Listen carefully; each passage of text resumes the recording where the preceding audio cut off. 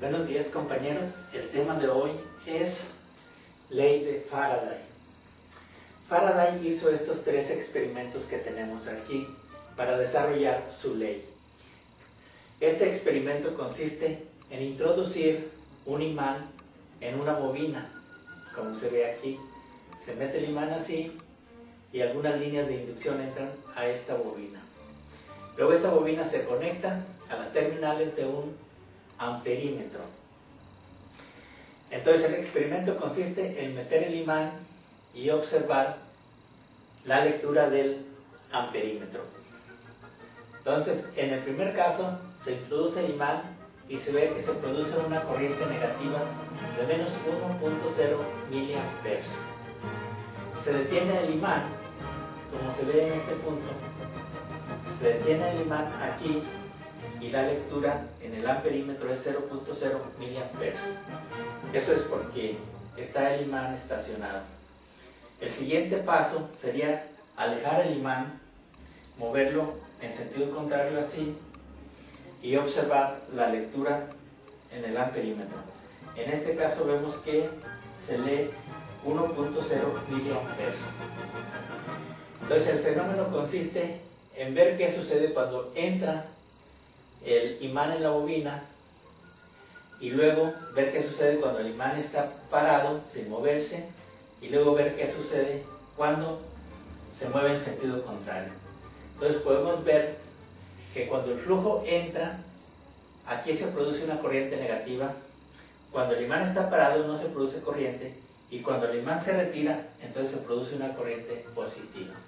Entonces eso nos dice a nosotros que el flujo que está entrando a estas bobinas está generando una fuerza electromotriz.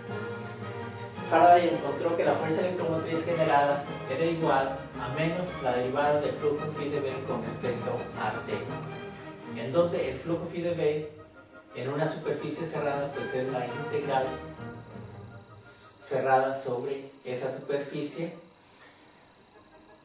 de B punto diferencial de A. Este es para el caso de una sola vuelta, pero si existiesen más vueltas aquí en esta bobina, entonces la fuerza electromotriz total sería E igual a menos N derivada de phi de B con respecto a T.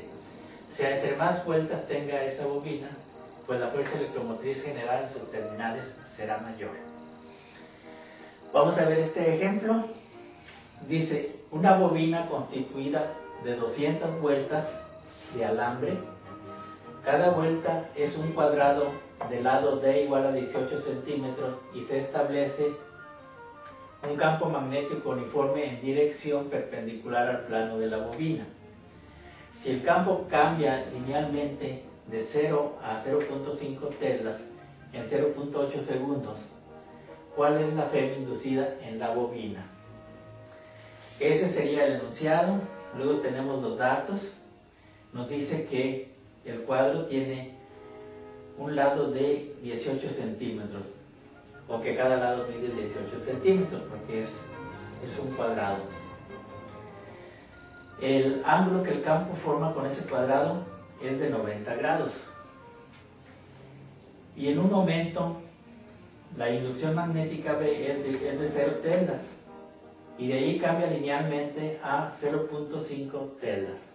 En un tiempo delta t de 0.8 segundos. Y la pregunta sería, ¿cuál es la fuerza electromotriz? El dibujo y el diagrama vectorial, pues tenemos aquí el cuadrado, y al plano del cuadrado entra el campo magnético perpendicularmente, como se muestra por esas flechitas. Ese sería el dibujo y el diagrama vectorial. Sigue el planteamiento.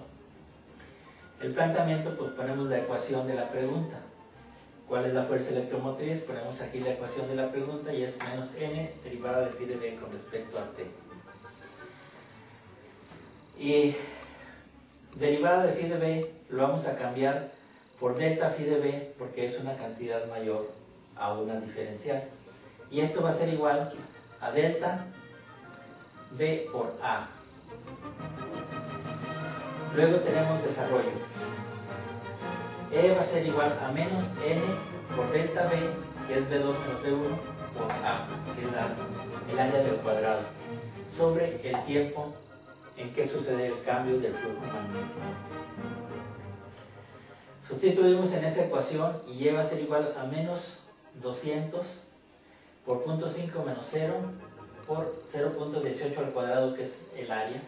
Todo eso dividido entre 0.8, que es el tiempo en que hace el cambio magnético, en que hace el cambio del flujo magnético.